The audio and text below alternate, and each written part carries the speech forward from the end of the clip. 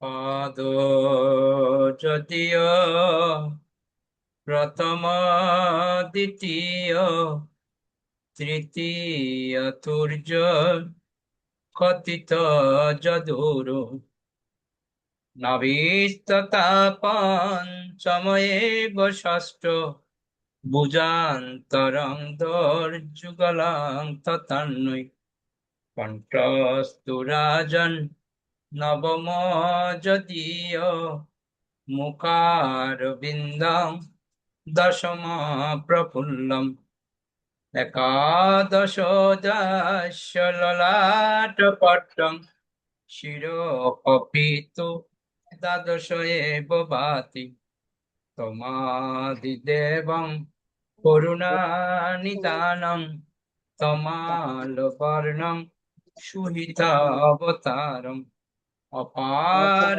সংসার সমুদ্র সেতুং ভজামহে ভাগবত স্বরূপম। ওম নমো ভগবতে বাসুদেবায়। ওম নমো ভগবতে বাসুদেবায়। ওম নমো ভগবতে বাসুদেবায়। নারায়ণং নমস্কৃত্যং নরং চৈব নরোত্তমং দেবীং সরস্বতীং ব্যাসো ততো জয়মুদীরয়েৎ। মুখং করোতি বাচালং পঙ্গুলাং হয়তে গিরিম यत्कृपातमहं वन्दे परमानन्दमाधवं। श्री गुरु दिनतारिणे श्रीचैतन्य परमेश्वर। हरि ओम तत्सत्। ओम विष्णुपदाय कृष्णकृष्णाय भूतले श्रीमते जयपति प्रसाद नमो आचार्य पदाय निताय कृपपदाय गौरपता दामदाय नगमदामदाय नमो ओम विष्णुपदाय कृष्णकृष्णाय भूतले श्रीमते भक्तिवेदांत स्वामी नमस्ते सरस्वती देवी गौरवाणी प्रचारिणे निर्विशेष शून्यवादी पाश्चात्य देशतारिणे गुरुवे गौरचंद्राय राधिकाय तदालय कृष्ण कृष्ण भक्ताय तद्भक्ताय हरे कृष्ण।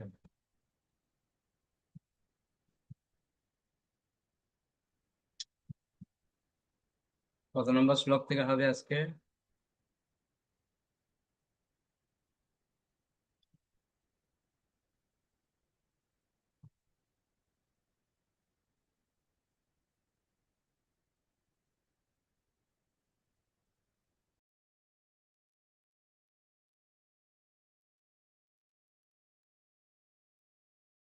হরে কৃষ্ণ।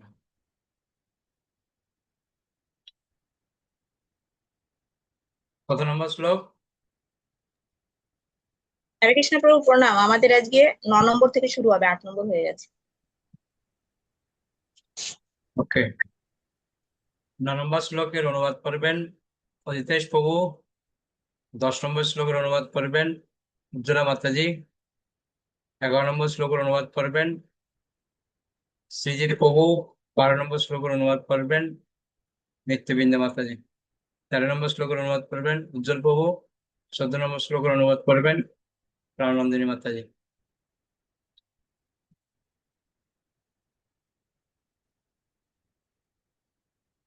কত পর্যন্ত আজকে হবে? হ্যাঁ, সেটাই তো বলছি। ছয় থেকে হবে।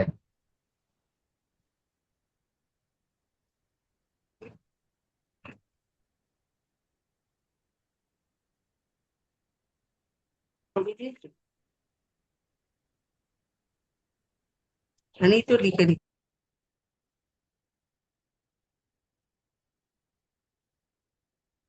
শ্লোক নং 8।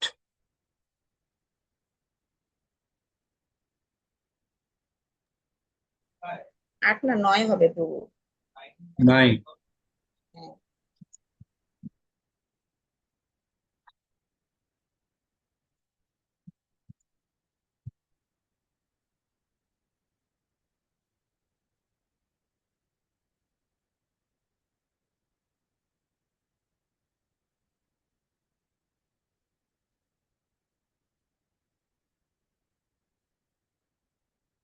পরিনিষ্ঠিত অপি নৈর্গুণ্যে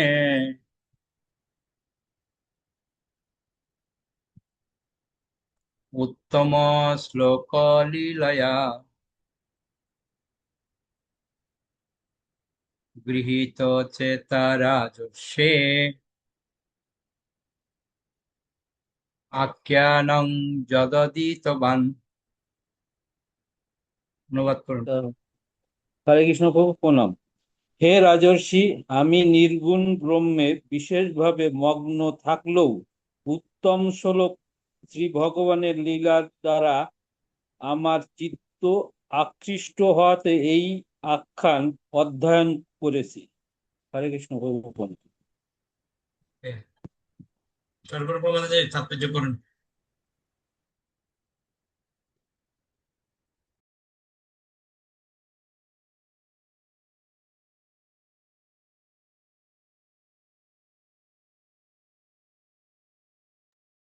সর্বপ্রথম যে তাৎপর্য করুন। হরে কৃষ্ণ প্রভু প্রণাম। তাৎপর্য: প্রথমে মনোধর্ম প্রসূত দার্শনিক জ্ঞানের মাধ্যমে নির্বিশেষ ব্রহ্মরূপে পরম সত্যকে উপলব্ধ হয়। এরপরে অপ্রাকৃত জ্ঞানের উন্নতি সাধনের ফলে তাকে পরমাত্মা রূপে জানা যায়। কিন্তু যদি ভগবানের কৃপায় নির্বিশেষবাদী শ্রীমদ্ ভাগবতের উত্তম জ্ঞানের আলোকে উদ্ভাসিত হন, তখন তিনি পরমেশ্বর ভগবানের ভক্তে পরিণত হন। সীমিত জ্ঞানের দ্বারা আমরা পরম তত্ত্বকে একজন ব্যক্তিরূপে ধারণা করতে পারি না, এবং মূর্খ নির্বিশেষবাদীরা ভগবানের অপ্রাকৃত লীলার চিন্ময়ত্ব অস্বীকার করে অপরাধ করে। কিন্তু যুক্তি এবং তর্ক উভয়ই পরম তত্ত্বের সমীপবর্তী হওয়ায় চিন্ময় প্রন্থার সঙ্গে যুক্ত হয়ে গোড়া নির্বিশেষবাদীদেরও পরমেশ্বর ভগবানের লীলার প্রতি আকর্ষণ করে। শ্রীল শুকদেব গোস্বামীর মতো ব্যক্তি কখনো কোনো জড় কার্যকলাপের দ্বারা আকৃষ্ট হতে পারেন না। কিন্তু এই প্রকার একজন পরমার্থবাদী যখন উন্নত প্রক্রিয়ার দ্বারা সম্পূর্ণরূপে নিশ্চিত হন, তখন স্বাভাবিকভাবে ভগবানের অপ্রাকৃত লীলার প্রতি আকৃষ্ট হন। ভগবান চিন্ময় এবং তার লীলাও চিন্ময়। তিনি নিষ্ক্রিয় নন এবং অথবা নির্বিশেষ নন। হরে কৃষ্ণ। হরে কৃষ্ণ। তো আগের শ্লোকে আমরা কি পড়েছিলাম? আগের শ্লোকে বলা হয়েছিল শ্রীমদ্ ভাগবত হচ্ছে সমস্ত বৈদিক শাস্ত্রের নির্যাস।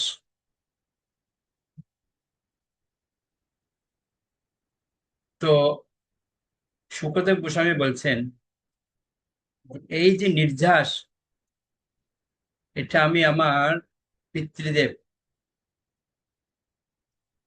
ব্যাসদেবের কাছ থেকে আমি এটা অধ্যয়ন করেছি। কেননা আমরা সবাই জানি ব্যাসদেব এত গ্রন্থ রচনা করেও উনি মনের দিক থেকে শান্তিতে ছিলেন না।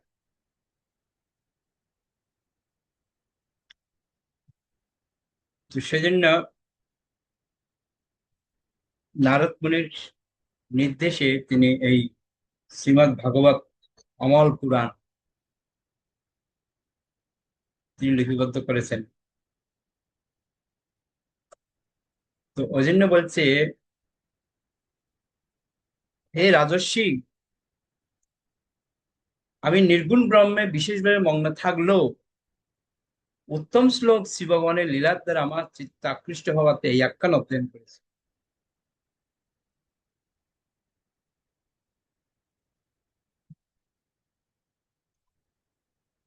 তা আমরা ভক্তি রসমৃদ্ধ সিন্ধু গ্রন্থে পড়েছিলাম যে শুকদেব গোস্বামী প্রথমে তিনি নির্বিশেষ ব্রহ্মের উপাসনা করেছিলেন, পরে আস্তে আস্তে আস্তে আস্তে যখন শ্রীমদ্ ভাগবতের কৃপায় তিনি যখন শ্রবণ করলেন তার পিতার কাছ থেকে, তারপর তিনি মহান ভক্তি পরিণত হন। তো যিনি বলছে যদি ভগবানের কৃপায় নির্বিশেষবাদী শ্রীমদ্ ভাগবতের উত্তম জ্ঞানের আলোক উদ্ভাসিত হন, তখন তিনি পরমেশ্বর ভগবানের ভক্তে পরিণত হন। মহাপ্রভু দক্ষিণ ভারতে যখন গিয়েছিলেন, প্লাস কাশীতে যখন ওখানে প্রচার করেছিলেন, অনেক মায়াবাদী ছিল, নির্বিশেষবাদী ছিল, তাদেরকে ভগবানের ভক্ত পরিণত করেছে। এবং আমাদের প্রতিষ্ঠাতা ইসকনের শ্রীল প্রভুপাদ, তিনিও বিদেশের মধ্যে অনেক নির্বিশেষবাদী, শূন্যবাদী, মায়াবাদী, তাদেরকে পরাস্ত করে তিনি ভক্ত পরিণত করেছেন। প্রভুপাদের প্রণাম মন্ত্র আমরা দেখতে পাই, নির্বিশেষ শূন্যবাদী পাশ্চাত্য দেশে, তাই না, পাশ্চাত্য দেশের মধ্যে তিনি গিয়ে এই নির্বিশেষবাদ আর শূন্যবাদকে তিনি খণ্ডন করেছেন। তো ওই জন্য বলছে, কেউ যদি ভগবানের নাম, রূপ, গুণ, লীলা এসব যদি শ্রবণ করে, তাহলে তিনি কখনো নিষ্ক্রিয় হন না বা নির্বিশেষ হন না। তিনি সবসময় ভগবানের দিব্য প্রেমে, দিব্যানন্দে মগ্ন থাকেন। ভাগবতের অনেক মাহাত্ম্য ব্যাখ্যা করছিল। ওকে, শ্লোক 10। তদহং তেহ বিদাস্যামি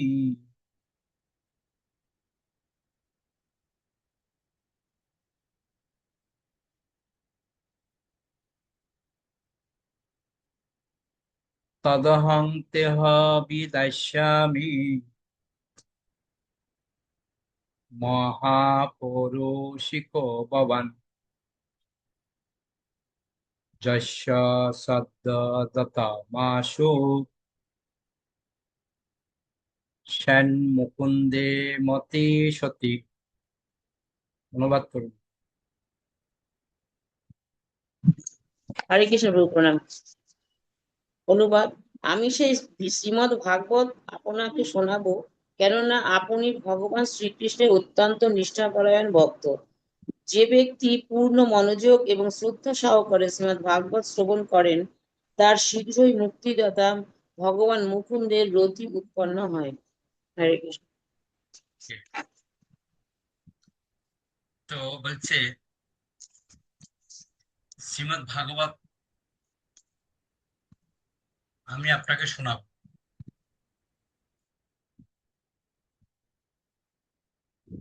কেননা আপনি হচ্ছেন ভগবানের নিষ্ঠাপরায়ণ ভক্ত। তো যেন বলা, যে ব্যক্তি পূর্ণ মনোযোগ ও শ্রদ্ধা সহকারে শ্রীমদ ভাগবত শ্রবণ করেন, তার শীঘ্রই মুক্তিদাতা ভগবান মুকুন্দের রতি উৎপন্ন। দেখুন ভাগবতের কত মাহাত্ম্য রয়েছে।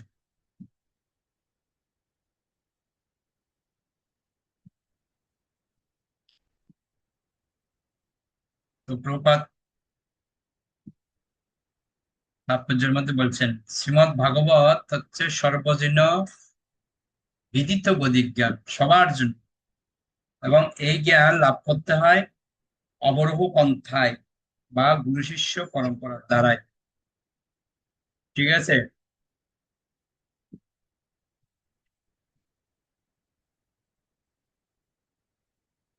অবরোহ পন্থায়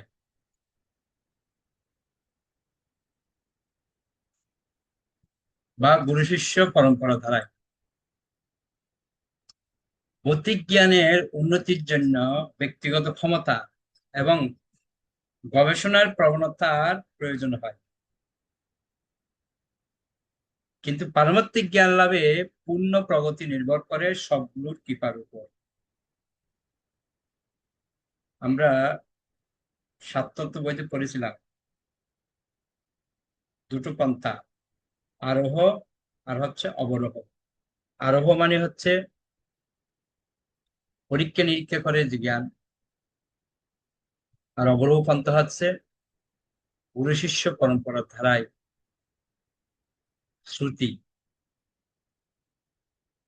তো বৈদিক জ্ঞান লাভ করতে হয় কখনো পরীক্ষা নিরীক্ষা করে, কখনো বৈদিক জ্ঞান লাভ করা সম্ভব নয়। একমাত্র বৈদিক জ্ঞান সম্ভব হয় অবরোহ পন্থায়। অবরোহ পন্থা মানে গুরু শিষ্য পরম্পরায়। এখন আমাদের গ্রন্থ হিসাবে আমরা পাচ্ছি, কিন্তু আগে তো গ্রন্থ ছিল না, আগে ছিল শ্রুতি। শুনে শুনে মনে রাখতো তারা, একজন একজনের থেকে শুনতো, এভাবেই তারা মনে রাখতো। তো ওই জন্য বলা হচ্ছে আমাদের পারমার্থিক জ্ঞান লাভ হবে যদি আমরা পূর্ণ নির্ভরশীল গুরুদেবের উপর হয়। কারণ গুরুদেবই একমাত্র আমাকে এই দিব্য জ্ঞান দান করতে পারে। আমরা বলি না, চক্ষু দান দিল যেই, জন্মে জন্মে প্রভু সেই, দিব্য জ্ঞান হৃদয় প্রকাশিত। এই দিব্য জ্ঞান একমাত্র গুরুদেবই প্রদান করতে পারে যদি গুরুর উপর আমার পূর্ণ বিশ্বাস থাকে। তো বলা হয় যে শ্রী গুরুদেব যখন শিষ্যের প্রতি সন্তুষ্ট হন, তখনই কেবল আধ্যাত্মিক বিজ্ঞানের বিদ্যার্থীর কাছে সেই জ্ঞান আপনা থেকেই প্রকাশিত হয়।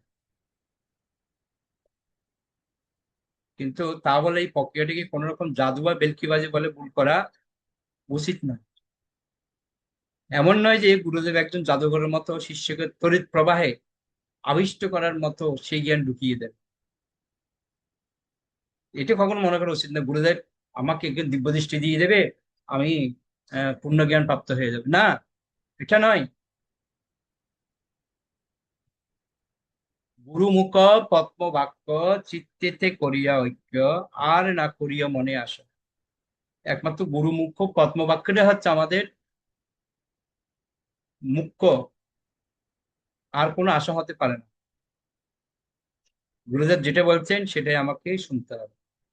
আমরা তো ব্যাস পূজায় সবাই গেছিলাম, গুরুদেব কি চাইছে, প্রত্যেকে তো আমরা ব্যাস পূজায় যাই না, প্রত্যেক গুরুদেবের ব্যাস পূজা আমরা যাই, তো গুরুদেব আমাদের কাছে কি চান সেটা দেখতে হবে। একটা কথা বলছে, এটা আপনারা লিখে রাখুন। কি বলছে? শ্রী গুরুদেব যখন শিষ্যের প্রতি সন্তুষ্ট হন, তখনই কেবল আধ্যাত্মিক বিজ্ঞানের বিদ্যার্থীর কাছে সেই জ্ঞান আপনা থেকে প্রকাশিত হয়।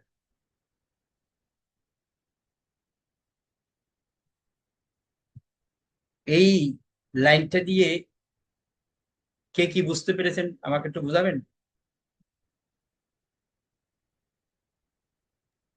প্রভু আরেকবার বলুন না প্রভু। আমি বলছি না, এখানে লেখা আছে দেখুন তাৎপর্যের মধ্যে, তাৎপর্য দেখান। 3 নম্বর লাইনে লেখা আছে দেখুন,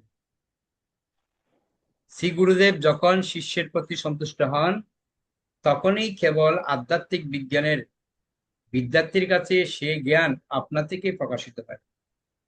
মানে কি বুঝলেন?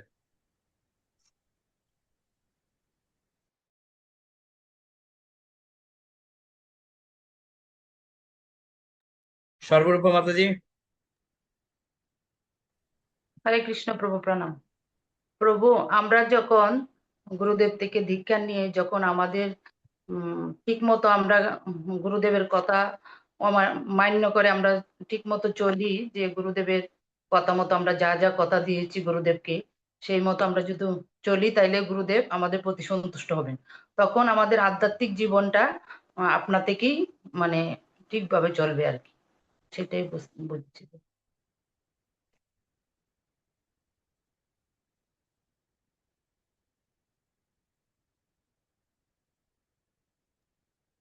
প্রভু আপনার কথা আওয়াজ আসছে না। আমাদের করণীয় কি, উজ্জ্বলা মাতাজি বলুন। হরে কৃষ্ণ প্রভু, প্রণাম। প্রভু আমাদের করণীয় ওইটা যে গুরুদেব আমাদেরকে, গুরুদেব যে উপদেশগুলি দেন সেগুলো আমাদের যথাযথভাবে পালন করা। এবং গুরুদেব তো উনি তো ভগবানের প্রচার কার্যে সবসময় থাকেন, এবং তার প্রচার কার্যে সবসময় সহযোগিতা করাই আমাদের কর্তব্য। অবশ্যই, গুড। তো গুরুদেব তো অন্তর্যামী, তিনি জানেন তুমি আমার উপর কখন সন্তুষ্ট হবেন, যখন আমি গুরুদেবের জন্য কিছু করব তখনই তিনি আমার প্রতি সন্তুষ্ট হবে। ওকে। হরে কৃষ্ণ। তো বলা হচ্ছে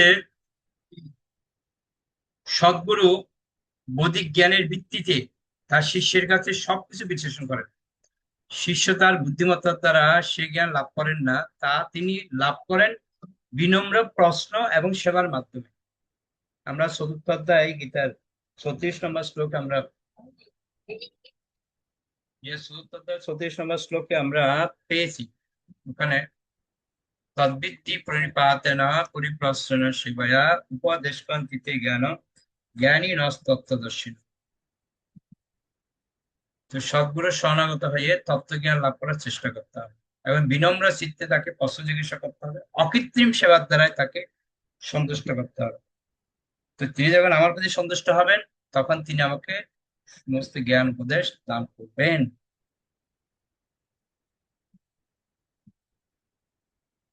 অর্থাৎ গুরুদেব এবং শিষ্য উভয়কেই উপযুক্ত হতে হয়, দুইজনেই উপযুক্ত হতে হবে।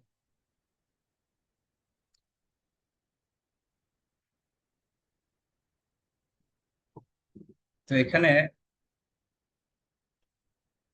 গুরুদেব ছিলেন শুকদেব গোস্বামীর তার মহান পিতা ছিলেন ব্যাসদেবের কাছ থেকে যা শিখেছিলেন তা যথাযথভাবে কীর্তন করতে প্রস্তুত ছিলেন। তার শিষ্য মহারাজ পরীক্ষিত ছিলেন ভগবান শ্রীকৃষ্ণের এক মহান ভক্ত। ভগবান শ্রীকৃষ্ণের ভক্ত হচ্ছেন তিনি, যিনি ঐকান্তিক ভাবে বিশ্বাস করেন যে কৃষ্ণ ভক্ত হলে পারমাত্মিক বিষয়ে প্রয়োজনীয় সবকিছুর দ্বারা পূর্ণরূপে সজ্জিত হওয়া যায়। সেই শিক্ষা ভগবান স্বয়ং শ্রীমদ ভগবতে প্রদান করেছেন, যেখানে তিনি স্পষ্টভাবে বর্ণনা করেছেন যে তিনি শ্রীকৃষ্ণ হচ্ছেন সবকিছু এবং সর্বতভাবে তার শরণাগত হওয়ার ফলে সর্বতভাবে পবিত্র হওয়া যায়। ভগবান শ্রীকৃষ্ণের অবিচল শ্রদ্ধা মানুষকে শ্রীমদ ভাগবতের শিক্ষা লাভের যোগ্যতা প্রদান করে এবং যিনি শুকদেব গোস্বামীর মতো পরম শুদ্ধ ভক্তের শ্রীমুখ থেকে শ্রীমদ ভাগবত শ্রবণ করেন, তিনি যে মহারাজ পরীক্ষিতের মতো অন্তিমকালে মুক্তি লাভ করবেন সেই সম্বন্ধে কোনো সন্দেহ নেই। বুঝতে পারলেন? আমরা যদি শ্রীমদ ভাগবত শ্রবণ করি ঠিক মতো, তাহলে অন্তিম কালে পরীক্ষিত মহারাজ যেরকম ভগবানের ধান প্রাপ্ত হয়েছেন, আমরাও ভাগবত যদি শ্রবণ করি নিঃসন্দেহে আমরাও ভগবানের ধাম যেতে পারবো, এ বিষয়ে কোনো সন্দেহ নেই। তবে হ্যাঁ, পেশাদারী ভাগবত পাঠক এবং নিশা ভক্ত যাদের শ্রদ্ধা এক সপ্তাহ ব্যাপী শ্রবণের উপর আধারিত, তারা শুকদেব গোস্বামী এবং মহারাজ পরীক্ষিত থেকে ভিন্ন। কিছু লোক আছে পেশাদারী ভাগবত পাঠ করে, কিন্তু যা বলে তার 1% সে পালন করে না। এরকম যদি হয় তাহলে কিন্তু পুরো উল্টো।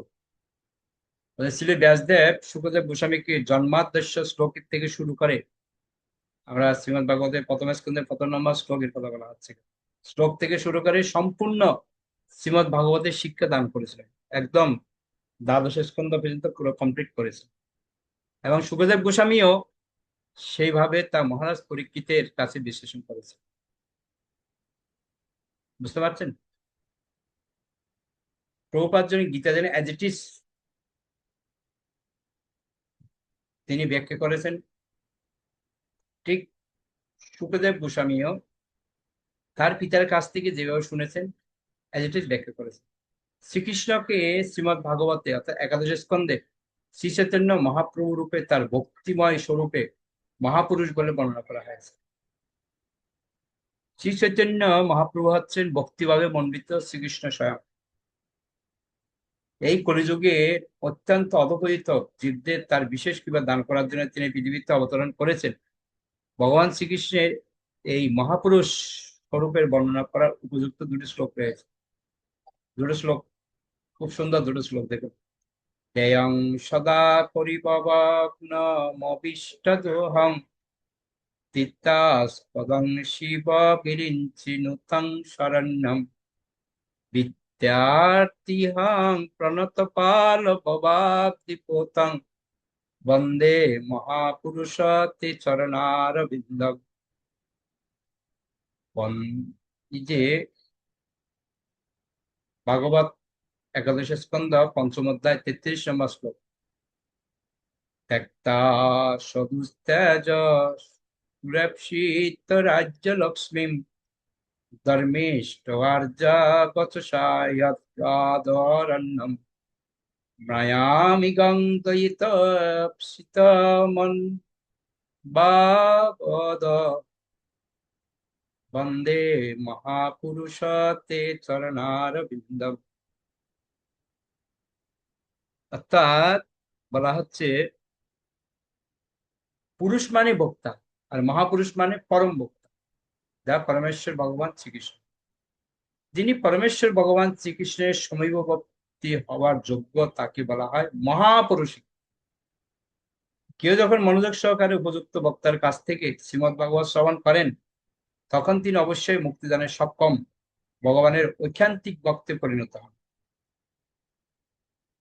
শ্রীমদ্ ভাগবত শোনার ব্যাপারে মহারাজ পরীক্ষিতের মতো ঐকান্তিক শ্রোতা আর কেউ নেই, এবং শ্রীল সুখদেব গোস্বামীর মতো শ্রীমদ্ ভাগবতের সুযোগ্য বক্তা আর কেউ নেই। তার মানে বুঝতে পারছেন পরীক্ষিত মহারাজ এই শ্রীমদ্ ভাগবত শ্রবণের প্রতি কিরকম আগ্রহ ছিল। কোনো খাওয়া ছিল না, দাওয়া ছিল না, কোনো বাহ্যিক কোনো কাজই ছিল না, শুধু একটাই কাজ, শ্রবণ।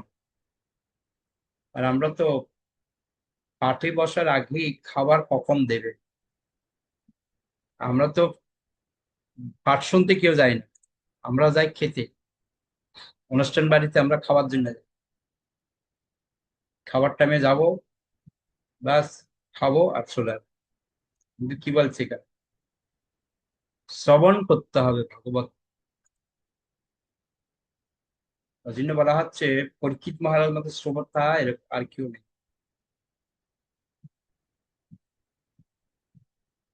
তাই কেউ যদি আদর্শ বক্তা ছিল সুখদেব গোস্বামী অথবা আদর্শ শ্রোতা মহারাজ পরীক্ষিতের পদাঙ্ক অনুসরণ করেন তাহলে তিনি অবশ্যই তাদের মতো মুক্তি লাভ করবেন। মহারাজ পরীক্ষিত মোক্ষ লাভ করেছিলেন কেবল শ্রবণের দ্বারা, আর সুখদেব গোস্বামী মোক্ষ লাভ করেছিলেন কেবল কীর্তনের দ্বারা। বুঝতে পারছেন শ্রবণ এবং কীর্তন নবদা ভক্তির দুটি প্রধান অঙ্গ, এবং এই বক্তাঙ্গগুলো যদি আংশিকভাবে বা সামগ্রিকভাবে নিষ্ঠা সহকারে অনুসরণ করা হয় তাহলে পরম পদ প্রাপ্ত হওয়া যায়। তাই জন্মাদ্দেশ্য শ্লোক থেকে শুরু করে দ্বাদশ স্কন্ধের অন্তিম শ্লোক পর্যন্ত শ্রীমদ্ ভাগবত শ্রীল সুখদেব গোস্বামী মহারাজ পরীক্ষিতকে শুনিয়েছিলেন তার ভববন্ধন মোচনের জন্য। তা আমাদের এরকম একটা টার্গেট করতে হবে। কি টার্গেট? আমরা এই দ্বাদশ স্কন্ধ ভাগবত সম্পূর্ণ করব, এরকম একটা আমাদেরকে টার্গেট নিতে হবে। ওকে, দ্বাদশ স্কন্ধে শ্রীমদ্ ভাগবত আমরা শেষ করব, এরকম একটা উদ্যোগ আমাদের নেওয়া উচিত। এখানে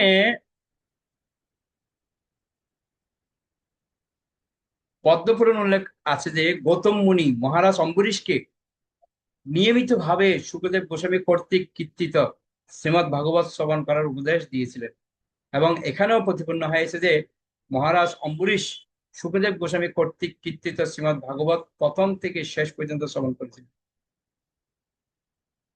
বুঝতে পারলেন যিনি শ্রীমদ্ ভাগবত পাঠের যথার্থ আগ্রহী তিনি বিচ্ছিন্নভাবে এখান থেকে কিছু অংশ বা ওখান থেকে কিছু অংশ এইভাবে না পড়ে মহারাজ অম্বরীশ বা মহারাজ পরীক্ষিতের পদাঙ্ক অনুসরণ করে শ্রীল সুখদেব গোস্বামীর সুযোগ্য প্রতিনিধির কাছ থেকে তা যথাযথভাবে শ্রবণ করবেন। তার মানে বুঝতে পারছেন ভাগবত আমাদের কিভাবে শ্রবণ করা উচিত। ধারাবাহিক ভাবে আমাদেরকে ভাগবত শ্রবণ করতে হবে, এখান থেকে একটু এখান থেকে একটু এরকম না, ধারাবাহিক ভাবে আমাদের ভাগবত শ্রবণ করতে হবে।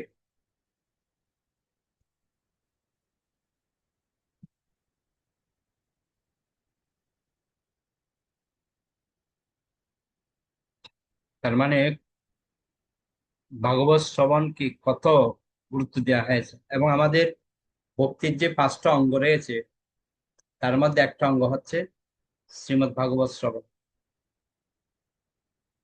এই জন্য ভাগবত শ্রবণকে আমাদের গুরুত্ব প্রদান করতে হবে। শ্লোক 11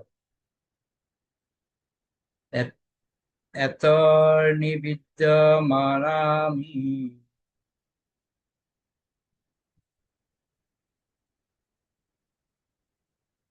মিচ্ছতামো কুতো ভয়ম এত নির্বিদ্যমানা মিচ্ছতামো কুত ভয়ম যোগিনাং নিপনিতাং হরের নামানুকীর্তনম। অনুবাদ করুন। হরে কৃষ্ণ। হে রাজন, মহান আচার্যদের প্রদর্শিত পন্থা অনুসরণ করে নিরন্তর ভগবানের পবিত্র নাম কীর্তন করা সকলের জন্য সিদ্ধি লাভের নিশ্চিত তথা নির্ভীক মার্গ। এমনকি যারা সমস্ত জড় কামনা বাসনা থেকে মুক্ত হয়েছেন, যারা সব রকম জড় জাগতিক সুখভোগের প্রতি আসক্ত এবং যারা দিব্য জ্ঞান লাভ করার ফলে আত্মতৃপ্ত হয়েছেন, তাদের সকলের পক্ষেই এইটি হচ্ছে সিদ্ধি লাভের সর্বোৎকৃষ্ট পন্থা। হরে কৃষ্ণ। আশা করি বুঝতে পেরেছেন। পরীক্ষিত মহারাজ কি বলছে সুখদেব গোস্বামী?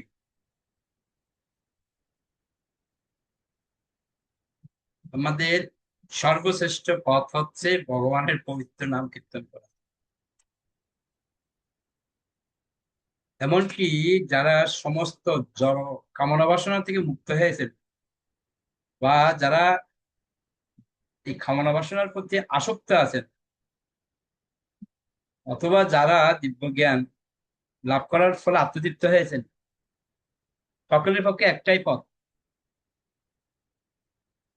কি ভগবানের নাম, রূপ, গুণ, লীলা এগুলো বর্ণনা করা। আগের শ্লোকে অলরেডি ব্যাখ্যা করেছেন।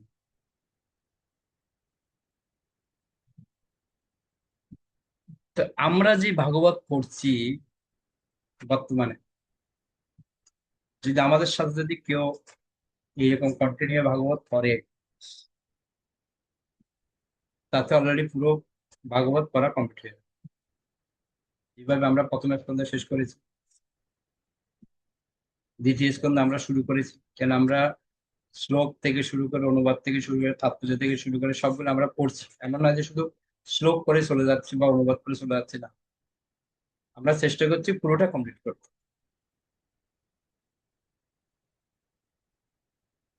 তাহলে আমাদের কি হবে, পুরো ভাগবত পড়তেও পারবো এবং উপলব্ধি করার একটা সুযোগ থাকবে।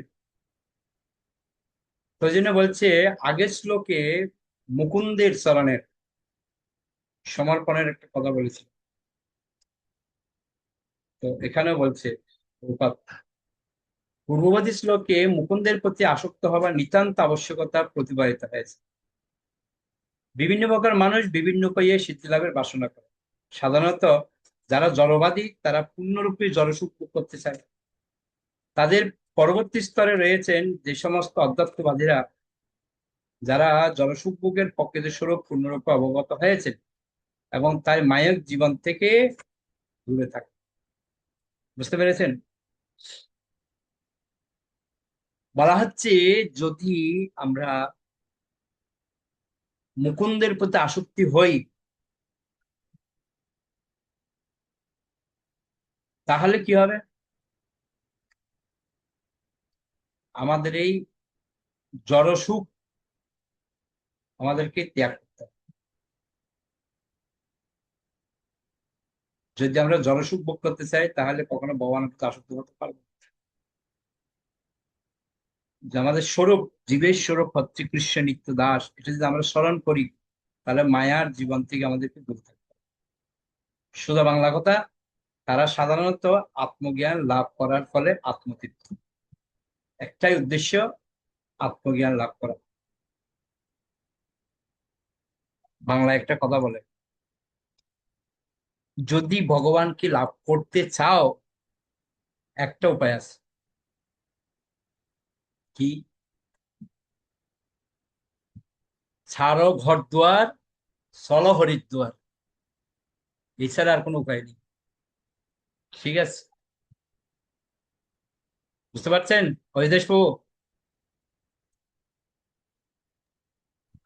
হ্যাঁ প্রভু, বুঝতে পারছি। হরে কৃষ্ণ।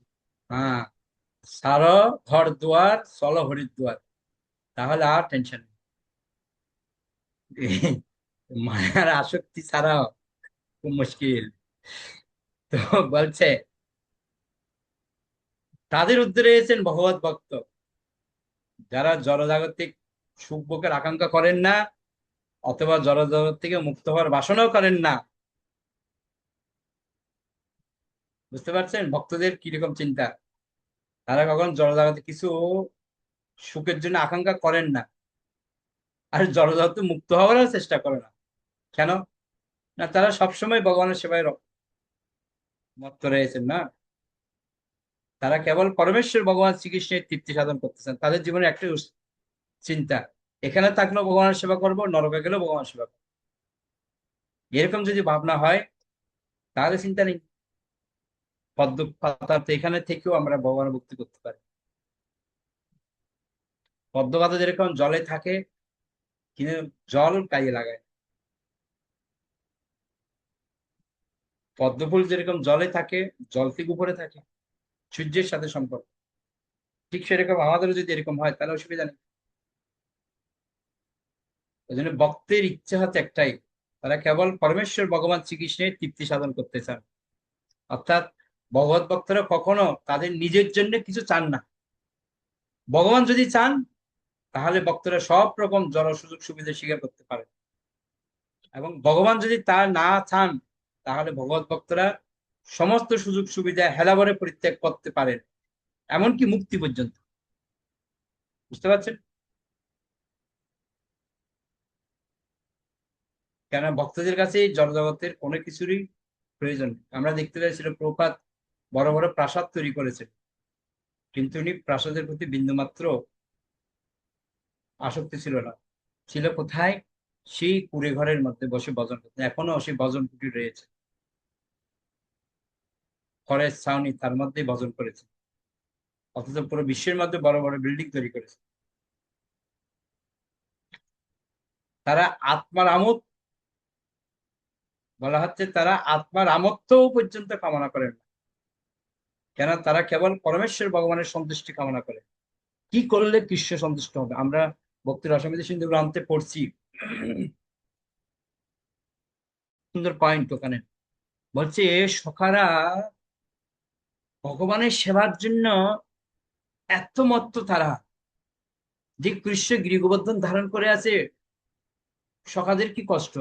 বলছে কৃষ্ণ তুমি অনেকক্ষণ ধরে দাঁড়িয়ে আছো, একটা কাজ করো, তোমার তো হাতে ব্যথা করছে, তুমি হাতটা চেঞ্জ করে আরেকটা হাত ধরো, তাহলে আমরা সবাই তোমার ডান হাতটা আমরা একটু মালিশ করে দেবো। কিরকম ভাবনা চিন্তা করে, কি করলে ভগবানের সেবায় সন্তুষ্ট করা যায়, তাদের কিরকম ভাবনা।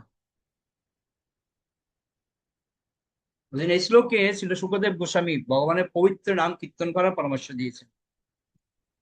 ভগবানের নাম করার জন্য আমাদেরকে বলছেন নিরপরাধে, অপরাধ করলে হবে না, অপরাধ করলে সব জ্বলে যাবে, যা করবেন সব প্লাস মাইনাসে মাইনাস হয়ে যাবে। নিরপরাধে ভগবানের পবিত্র নাম কীর্তন, এবং ভগবানের নাম কি করতে হবে? শ্রবণের করতে হবে। তাহলে শ্রবণের ফলে কি হবে? ভগবানের অপ্রাকৃত রূপের সঙ্গে পরিচয় হয়, এবং তারপর ভগবানের গুণ লীলা আদি দিব্য প্রকৃতির সঙ্গে পরিচয় হয়। এখানে উল্লেখ করা হয়েছে যে মহাজনদের শ্রীমুখ থেকে ভগবানের পবিত্র নাম শ্রবণ করার পর নিরন্তর তা কীর্তন করা উচিত। আমরা যেটা শুনবো সেটা অপরজনকে আমাদের বলতে হবে, অর্থাৎ মহাজনদের কাছ থেকে শ্রবণ করা প্রথম কর্তব্য। দিব্য নাম শ্রবণ করে ধীরে ধীরে তার রূপ গুণ লীলা ইত্যাদি শ্রবণের স্তরে উন্নীত হওয়া যায়। এইভাবে উত্তরোত্তর তার মহিমা কীর্তনের আবশ্যকতা উৎপন্ন। এই বিধি কেবল সফলতা সহকারে ভক্তির অনুশীলনের ক্ষেত্রে নয়, এমনকি যারা জড় বিষয়ে আসক্ত তাদের জন্য।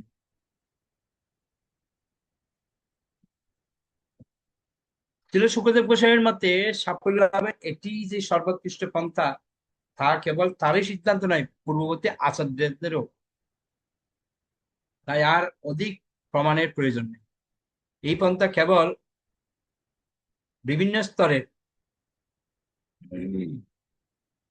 আদর্শবাদীদের সাফল্য লাভের জন্য কেবল নয়, উপরন্ত কর্মী, জ্ঞানী অথবা ভক্তরূপে ইতিমধ্যেই সাফল্য লাভ যারা করেছেন তাদের জন্য। বুঝতে পারছেন?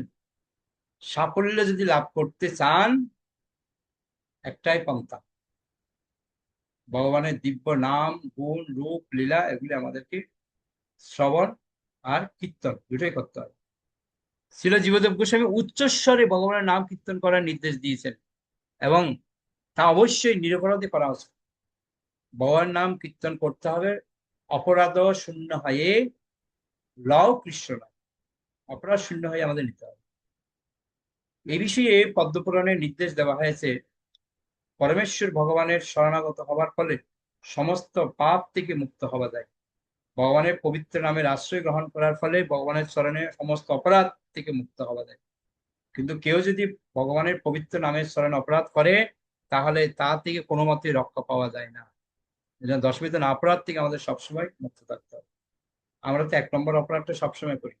বলা, যে সমস্ত ভক্ত ভগবানের দিব্যনাম প্রচার করার জন্য নিজেদের সর্বত্র উৎসর্গ করেছেন তাদের নিন্দা করা।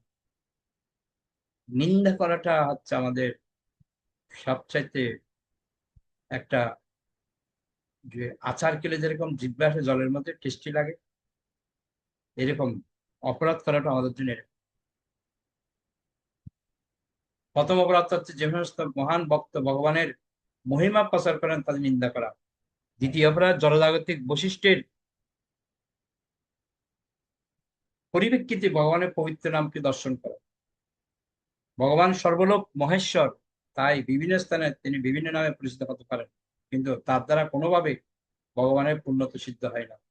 ভগবানের যে কোনো নাম ভগবানের মতো পবিত্র, কেননা তা ভগবানকে ইঙ্গিত করে। ভগবানের এই সমস্ত নাম ভগবানের মতো পূর্ণ শক্তি সম্পন্ন। যেই নাম সেই কৃষ্ণ, ভজনিষ্ঠা করি, নামেরই সহিত আছেন আপনি শ্রীহরি। ওদের নাম, এর মধ্যে ভগবান বিরাজ করছে। যেই নাম সেই গোবিন্দ, কোনো পার্থক্য। বুঝা গেল? ভগবানের এই সমস্ত নাম ভগবানের মতো পূর্ণ শক্তি সম্পন্ন এবং এই জগতের যে কোনো স্থানে ভগবানের কোন এক বিশেষ নামের কীর্তন করতে তথা ভগবানের মহিমা কীর্তন করতে কারো কোনো বাধা নেই। আর কি চাই? ভগবানের সমস্ত নামই মঙ্গলময় এবং সেই নামকে কখনো জড়জাগতিক বস্তু বলে মনে করা উচিত নয়। তৃতীয় অপরাধ হচ্ছে সদ্গুরু বা আচার্যদের নির্দেশের অবজ্ঞা করা। গুরুদেব যেটা বলছেন সেটা আমরা শুনি না, এটা একটা অপরাধ। চতুর্থ অপরাধ হচ্ছে বৈদিক শাস্ত্রের নিন্দা করা। পঞ্চম অপরাধ জড় বিচারের দ্বারা ভগবানের দিব্য নামের অর্থ নিরূপণ করা। ভগবানের নাম এবং ভগবান এক, এবং তাই ভগবানের নামকে ভগবানকে অভিন্ন বলে জানা উচিত। ষষ্ঠ অপরাধ হচ্ছে কল্পনার ধারা ভগবান নামকে ব্যাখ্যা করা। ভগবান কাল্পনিক নন। অনেকে মনে করেন না, কুরুক্ষেত্র যুদ্ধ কি আদৌ কি হয়েছে? না, বলা হচ্ছে ভগবান কাল্পনিক নন এবং তার পবিত্র নামও কাল্পনিক নয়।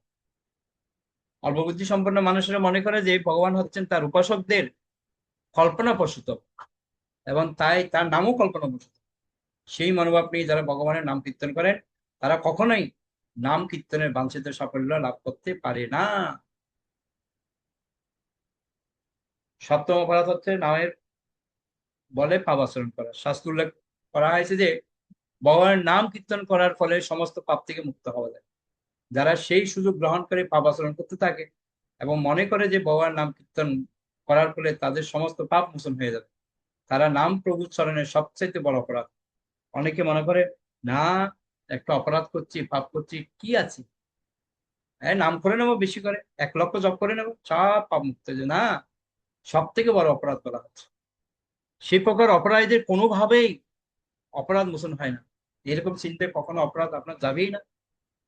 ভগবানের নাম কীর্তন করতে শুরু করার পূর্বে কেউ যদি পাপী থাকতে পারে, কিন্তু নাম প্রভুর আশ্রয় গ্রহণ করার পর সমস্ত পাপ কার্য থেকে নিরস্ত হওয়া উচিত এবং আশা করা উচিত যে নাম কীর্তনের পন্থা তাকে রক্ষা করবে। যদি আমরা পূর্বে যদি কোনো পাপ করেও থাকি, এখন আমাদের কেমন ভাবে জীবনকে তৈরি করতে হবে আর যেন কোনো পাপ আমরা না করি। অষ্টম অপরাধ হচ্ছে ভগবানের নাম কীর্তনকে জড়জাগতিক পুণ্যকর্মের সমতুল্য বলে মনে করা। যেমন জাগতিক সুবিধা লাভের জন্য নানা প্রকার সৎকর্ম রয়েছে, কিন্তু ভগবানের নাম কীর্তন এই ধরনের কোনো শুভকর্ম নয়। এই পুণ্যফল বলে না, পুণ্যফল আর ভগবানের নাম এক নয়। পুণ্যফল আলাদা জিনিস, ভগবানের নাম আলাদা জিনিস। যেহেতু ভগবানের নাম কীর্তন নিঃসন্দেহে মঙ্গলজনক, কিন্তু জাগতিক সুযোগ সুবিধা লাভের জন্য কখনো নাম কীর্তনের পন্থাকে ব্যবহার করা উচিত নয়। যেহেতু ভগবানের নাম এবং ভগবান স্বয়ং অভিন্ন, তাই কখনো তথাকথিত মানব সেবার জন্য ভগবানের নামকে ব্যবহার করা উচিত নয়। কেননা পরমেশ্বর ভগবান হচ্ছেন পরম বক্তা, তিনি কারো ভৃত্য বা আজ্ঞাবহ দাস নন। তেমনই ভগবানের নামও হচ্ছেন পরম ঈশ্বর, পরম বক্তা এবং পরম প্রভু। তাই ব্যক্তিগত সেবার উদ্দেশ্য নিয়ে পবিত্র নাম উচ্চারণ করা উচিত নয়। নবম নাম অপরাধ হচ্ছে নাম কীর্তনের পরাণমুখ ব্যক্তিদের কাছে ভগবানের পবিত্র নামের দিব্য প্রকৃতির বিষয়ে উপদেশ করা। অনিচ্ছুক, যারা শুনতে চায় না, অনিচ্ছুক শ্রোতাদের কাছে যদি সেই উপদেশ দেওয়া হয়, তাহলে সেটি নাম প্রভু চরণে একটা অপরাধ। দশম অপরাধ হচ্ছে পবিত্র নামের দিব্য প্রভাব সম্বন্ধে শ্রবণ করা সত্ত্বেও ভগবানের নামের প্রতি শ্রদ্ধাপরায়ণ না হওয়া। ভগবানের পবিত্র নাম প্রভাবে কীর্তনকারী ব্যক্তি মিথ্যাহংকারের কবল থেকে মুক্ত পায়। নিজেকে জগতের ভোক্তা এবং জগতের সমস্ত বস্তুকে নিজের ভোগের সামগ্রী বলে মনে করাটাই হচ্ছে মিথ্যাহংকার। এই জগতে আমরা মিথ্যাহংকার নিয়ে বসবাস করছি। সমগ্র জড়জগৎ আবর্তিত হচ্ছে এই মিথ্যাহংকার প্রসূত আমি এবং আমার ভ্রান্ত ধারণার ফলে। কিন্তু ভগবানের দিব্য নাম কীর্তনের ফলে সেই ভ্রান্তি থেকে মুক্ত হওয়া যায়। বুঝতে পারছেন?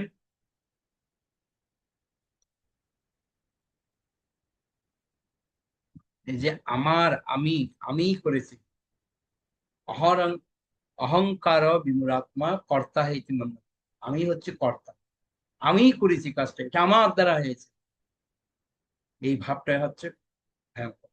তো যে বিষয়টা আমরা প্রথম থেকে পড়ে আসছি, গুরুদেবের নির্দেশ পালন করে যথাযথভাবে আমাদেরকে সেবা করে যেতে হবে। আমি আগে একবার বলেছিলাম আরণিকের কাহিনী। আরণিক ব্রহ্ম ঋষির প্রিয় শিষ্য আরণিক, সে গুরুদেবের বাক্যকে এমন ভাবে গ্রহণ করেছেন, জাস্ট গুরুদেব বলেছে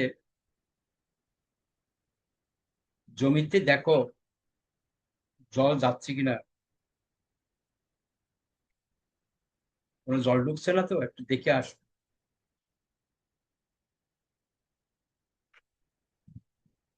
তো গিয়ে দেখছে এত জল ঢুকছে, ও কোনো অবস্থাতেই জল বন্ধ করতে পারছে না জমির মধ্যে।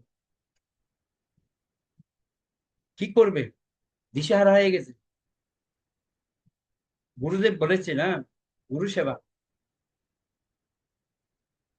তখন কি করলো, জল যেহেতু বন্ধ করতে পারছে না, সে নিজেই শুয়ে পড়েছে আলের মধ্যে জল বন্ধ করাতে, আর কাঁপছে সে। গুরুদেব করছে কোথায় গেল আরণিক, কোথায় গেল, কোথায় গেল। তখন শিষ্যরা সবাই যখন বেরিয়ে দেখছে আরণিক জমির মধ্যে জল যেন প্রবেশ করতে না পারে, সেজন্য সে আলের উপরে শুয়ে আছে। কেন? যেন জল ঢুকতে না পারে। গুরুদেবকে গিয়ে যখন শিষ্যরা বলল, গুরুদেব আরণিক তো ওখানে জমির মধ্যে শুয়ে আছে। গুরুদেব এসে দেখছে, কিরে কি ব্যাপার, তুই শুয়ে আছে কেন? গুরুদেব জল যাচ্ছে, কি করবো? বলছে আমি শুয়ে পড়েছি, জল ঢুকতে দিচ্ছে না। তখন গুরুদেব তুললো, তুলে বলছে চলো। এত সন্তুষ্ট হয়েছে গুরুদেব তার প্রতি। তো ওই জন্য গুরু মুখ পদ্ম বাক্য চিত্তিতে করিয়া ঐক্য আর না করিও মনে আসে। ঠিক যেভাবে আরুনি যেভাবে গুরুদেবের বাক্যকে তিনি পালন করেছেন, ঠিক আমাদেরও সেম এর কথা বলছে। ওকে, 12 নম্বর শ্লোক। কৃষ্ণ প্রভু প্রণাম। এই শ্লোকের তাৎপর্যের একটা লাইন না আমার কাছে একটু বুঝতে ঠিক পারলাম না। এই যে এখানে লিখেছে যে তাই কখনো তথাকথিত মানব সেবার জন্য ভগবানের নামকে ব্যবহার করা উচিত নয়। মানব সেবা বলতে কি, আমি ধরুন কেউ অসুস্থ হলো, আমি যেটা বুঝতে পারছি না না না, তখন তাকে, ওইরকম তাহলে প্রভুটা ওইরকম না, ওইরকম মানব সেবা বলা হচ্ছে। নাম কি কেন্দ্র করে এক ধরনের কি করে না মানুষ, ব্যবসা করে, ওইসব কিছু করা উচিত। আচ্ছা। কারো রোগ ব্যাধি হলে সেটা ভগবানের নাম দিয়ে তার রোগকে মুক্ত করার জন্য প্রার্থনা করতে পারে, এটা আলাদা জিনিস, এর সাথে এটা সম্পূর্ণ আচ্ছা। সম্পূর্ণ আলাদা একটা জিনিস। ওকে, 12 নম্বর শ্লোক।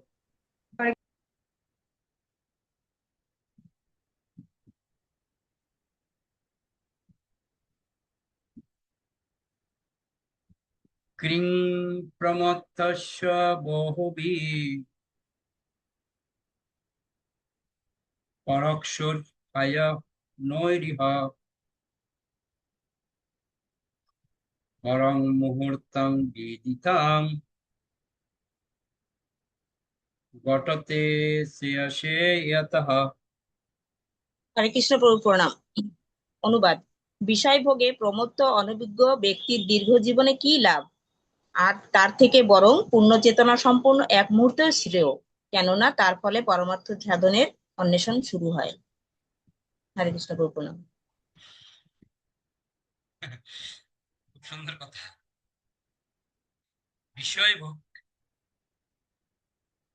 বিষয় ভোগে মত্ততে কি লাভ হবে?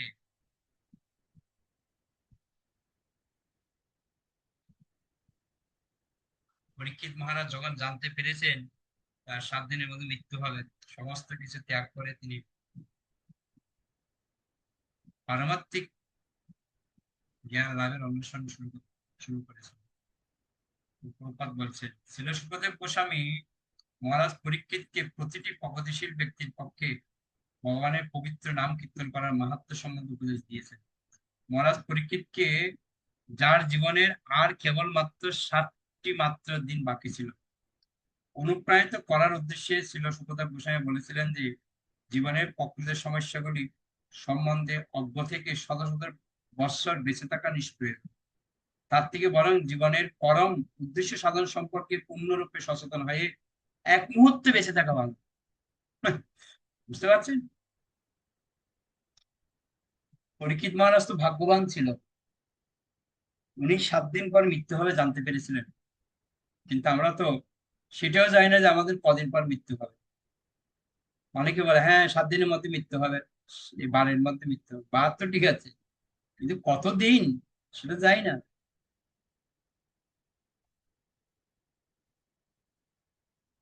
জীবনের পরমাত্ম নিত্য জ্ঞানময় ও আনন্দ। যারা জড়প্রকৃতির বহিরঙ্গ রূপের দ্বারা মহাচ্ছন্ন, তারা আহার, নিদ্রা, ভয় এবং নতুনাদি অশুভ প্রবৃত্তিগুলি চরিতার্থ করার প্রচেষ্টায় নিযুক্ত হয়ে তাদের জীবনের মূল্যবান বছরগুলির অপচয় করে। সময় যে আমাদের কিভাবে চলে যাচ্ছে আমরা বুঝতেই পারি না। আমরা মনে হচ্ছে তো কি আছে, রাতটা যাচ্ছে, সকাল তো আসছে, কিন্তু আমার জীবন থেকে যে একটা দিন চলে গেল সেটা বুঝতে পারছি না। আমাদের চিন্তা হচ্ছে কিরকম বলুন তো?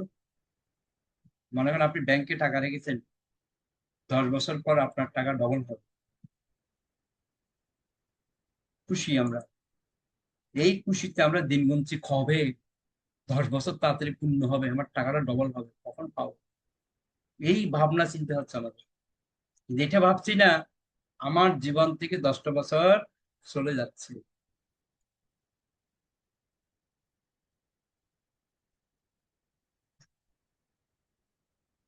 আমাদের পূর্ণ চেতনা সহকারে অবগত হওয়া উচিত যে বদ্ধজীব মনুষ্য জীবন প্রাপ্ত হয় আধ্যাত্মিক সাফল্য লাভের জন্য, এবং ভগবানের পবিত্র নাম কীর্তন করাই হচ্ছে সেই উদ্দেশ্য সাধনের সবচাইতে সহজ পন্থা।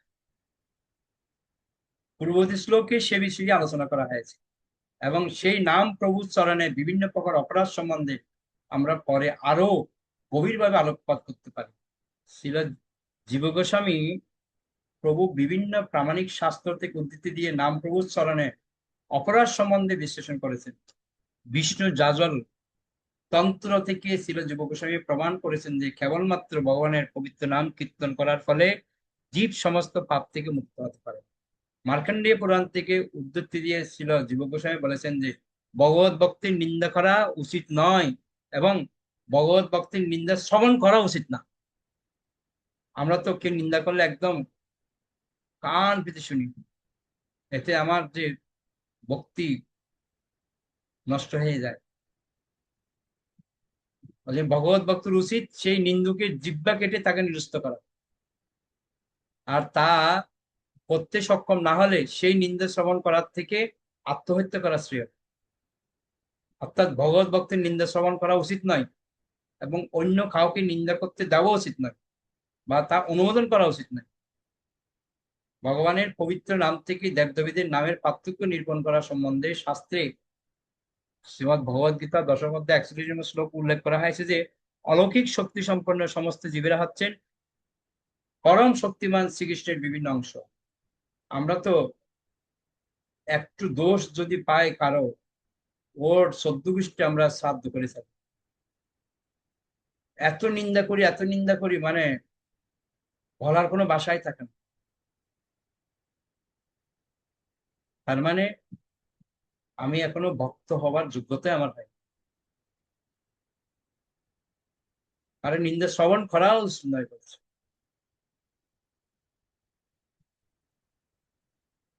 একমাত্র শ্রীকৃষ্ণ হচ্ছেন ঈশ্বর, আর অন্য সকলেই তার বৃত্ত। ভগবান থেকে কেউ স্বতন্ত্র নয়।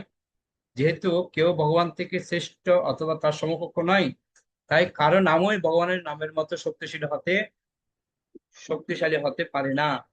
ভগবানের দিব্য নাম কীর্তন করার ফলে ভক্তির সমস্ত উৎস থেকে শক্তি আহরণ করা যায়, এবং তাই অন্য কোন নামকে পরম পবিত্র ভগবানের নামের সমপর্যায়ভুক্ত করা উচিত নয়। ব্রহ্মা, শিব অথবা অন্য কোনো শক্তিশালী দেবতারা কখনোই পরমেশ্বর ভগবান শ্রী বিষ্ণুর সমকক্ষ হতে পারেন না। শক্তিশালী ভগবানের দিব্য নাম অবশ্যই জীবকে সমস্ত পাপ থেকে মুক্ত করতে পারেন, কিন্তু যদি কেউ ভগবানের দিব্য নামের অপাকৃত বলে পাপ কর্মে লিপ্ত হয়, তাহলে সে হচ্ছে সবচাইতে অধপতিত মানুষ। আমি নামও করবো, পাপও করবো, হ্যাঁ, কপাল আরো বেশি দুঃখ আছে। যে চোর এমনি চুরি করে তার শাস্তি একরকম, আমরা উপদেশামৃত গ্রন্থে পড়েছি, 1 নম্বর শ্লোকের তাৎপর্য বলছে। এমনি চোর যে চুরি করছে তার শাস্তি একরকম, আর যে জেনে শুনে আইনের লোক যদি চুরি করে তার শাস্তি ডবল হবে। ঠিক আমাদের সেম, আমরা জেনে শুনে পাপ করছি, অপরাধ করছি, আমাদের শাস্তি ডবল হবে। তাই নিরপরাধে ভগবানের মহিমা কীর্তন করার উদ্দেশ্যে সব জীবনের সবকিছু সর্বতভাবে ব্যবহার করা উচিত। সেই কার্য যদি এক মুহূর্তের জন্য সম্পাদিত হয়, তাহলে তা বৃক্ষ আদি জীবদের পারমাত্মিক প্রগতিবিহীন শত সহস্র বর্ষব্যাপী জীবনের থেকেও অনেক গুণ শ্রেয়। বুঝতে পারলেন? অপরাধ শূন্য হয়ে আমাদের এই কৃষ্ণ নাম নিতে হবে। শুদ্ধভাবে যদি আমরা 1 সেকেন্ডের জন্য আমরা ভগবান নাম করতে পারি, হাস জীবন ধন্য হয়ে যাবে। ওই জন্য নাম অপরাধ থেকে আমাদের মুক্ত হতে হবে। অপরাধ শূন্য হয়ে লও কৃষ্ণ নাম। আর পাশে কি থাকতে হবে? নিন্দা, ভক্তের নিন্দা শোনা থেকে বিরত থাকতে। কেউ যদি নিন্দা করছে স্থান ত্যাগ করুন। মাত্র যে আপনার ক্ষমতা আছে, প্রভুজি আপনার ক্ষমতা আছে সহ্য করা, আমার সেরকম ক্ষমতা নেই। এই নিন্দা শ্রবণ করে হজম করার মতো শক্তি আমার নেই। আপনাদের হজম করার ক্ষমতা আছে, আপনারা নিন্দা করতে থাকুন, কিন্তু আমি সেই নিন্দার শ্রবণ করব না। এতে আমার ভক্তি নষ্ট হয়ে যাবে, কারণ নিন্দা শ্রবণ করা ভালো। আমার ভালো লাগছে না, ওই স্থান ত্যাগ করবো, তা বলে নিন্দায় আমি সামিল হব না। এটা হচ্ছে বুদ্ধিমান ব্যক্তির কাজ। কেউ আমাকে অপমান করছে সবার মধ্যে, আমি যে তাকে নিন্দা করি ওখানে, তাহলে আর পার্থক্যটি কি হল? চুপচাপ থাকুন, ভালো। যদি ক্ষমতা থাকে জিব্বে কেটে নিতে বলছে, যে তা না থাকে স্থান ত্যাগ করুন। আর ওটা শ্রবণ করেছেন মানে আত্মহত্যার সমান হয়ে গেছে। ওই জন্য আজকের শ্লোকগুলিতে প্রপাত এত সুন্দর তাৎপর্যের মধ্যে বুঝিয়েছেন, বাড়িতে আবার করবেন তাৎপর্য। কত সুন্দর প্রপাত আমাদেরকে মানুষ করছেন, দেখুন কত যুক্তি সহকারে বুঝাচ্ছে। ওকে, অনেক ধন্যবাদ সবাইকে। আশা করি আপনারা সবাই বুঝতে পেরেছেন। আর যদি কোনো প্রশ্ন লাগে করতে পারেন, না হলে আমরা এখানে বৈশ্য প্রণাম করে শেষ করবো। বাঞ্ছা কল্পতরুভ্যশ্চ কৃপা সিন্ধুভ্যশ্চ পতিতানাং পাবনেভ্যো বৈষ্ণব অনন্ত বৈশ্যবৃন্দা কি যায়, নিতায় গৌর প্রেমানন্দে হরি। একটা কথা সবাই মাথায় রাখুন, যে 9 নম্বর শ্লোকে আমরা তাৎপর্য যেটা পড়েছি, যে আমার কর্তব্য হচ্ছে গুরুদেবকে খুশি করা। গুরুদেব আমার প্রতি কিভাবে খুশি হবেন সেই দায়িত্ব আমার। এমন কিছু আমাকে করতে হবে যেন গুরুদেবকে অন্তর্যামী, তিনি যেন আমার প্রতি প্রসন্ন হন। ওই জন্য বলা হয়, গুরুদেব যদি প্রসন্ন হন, সমস্ত বৈদিক শাস্ত্র আপনার মধ্যে অটোমেটিক্যালি প্রকাশিত হবে। যস্য দেবে পরাভক্তি যথা দেবে তথা। ওই জন্য আমি চাই আমরা 26 তারিখ থেকে প্রত্যেক রবিবার সকাল 6টা থেকে 7টা কিভাবে আমরা আচার করব, আর আচারের সাথে সাথে আমরা কি করে প্রচার করব, তো সেটার জন্য আমরা প্রস্তুত থাকব। আমি আশা করছি আপনারা নিজের জীবনে সেটা প্রয়োগ করবেন আর প্রচার করুন, তাহলে গুরু কৃষ্ণ আপনার প্রতি সন্তুষ্ট হবে। হরে কৃষ্ণ। জগৎ গুরু শিল প্রভুপাদ কি, গৌর প্রেমানন্দে হরি হরি।